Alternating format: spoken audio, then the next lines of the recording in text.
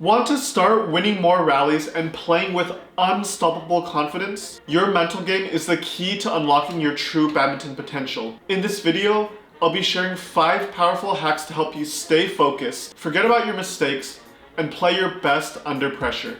Stick around because by the end of this video, you'll have a mental edge over your opponents. Hack number 1 is intention. What this means is to go into every single playing session, training session, or tournament focusing on one thing and one thing only. Whether you're training or competing, it's very important to keep one thing front and center. When you focus on a lot of different things, it's hard to focus and it makes you make a lot more mistakes and gain nothing from it. For example, maybe it's just keeping your racket up or stepping with the right foot for each step. But when you start mixing a lot of different things together at one time, you end up forgetting all of them. So it's important to go into every single session just remembering one thing. Similarly enough, for tournaments, you might want to focus on what weakness your opponent has or what strength you want to play during that game. But at the same time, make sure you go into each game, each match, each day, focusing only on a single thing. When you're deliberately intentional, that puts you in charge of the game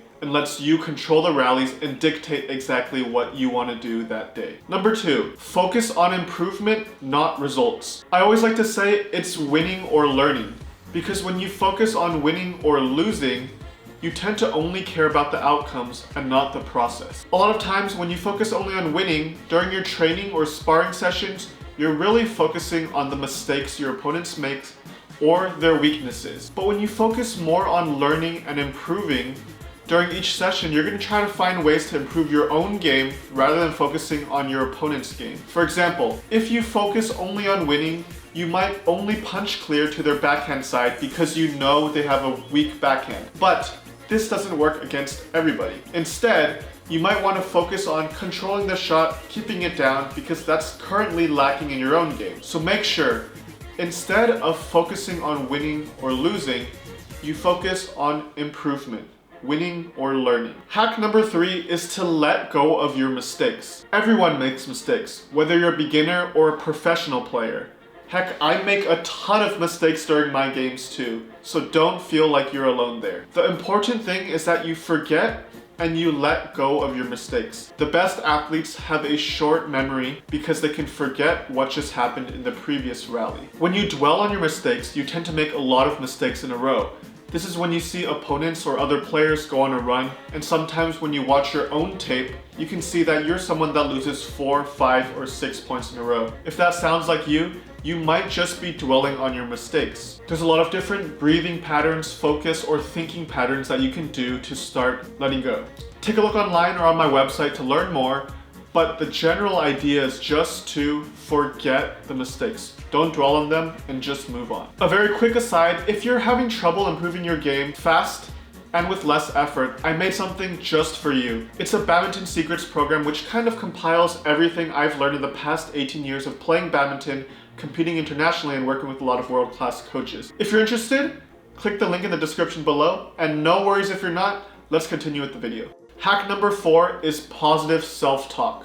We're all hard on ourselves, but some people are a lot harder than others. How you speak to yourself during a game or during a training session can actually make or break your own performance. It's really easy, and I know it's really easy to get stuck and focus on the negative, but we really want to find the positives in every single rally or shot that we do. For example, if you're someone who tends to catch the shot late, one of the small wins you can add to your game is celebrating it if you catch the shot early. So, you can consider a rally a win if you catch the shot early, regardless of the outcome. It doesn't matter if the shot goes into the net, it doesn't matter if it's really high or a bad quality shot. The only thing you want to focus on is catching it early. When you do something like that, you can reward yourself for these small wins.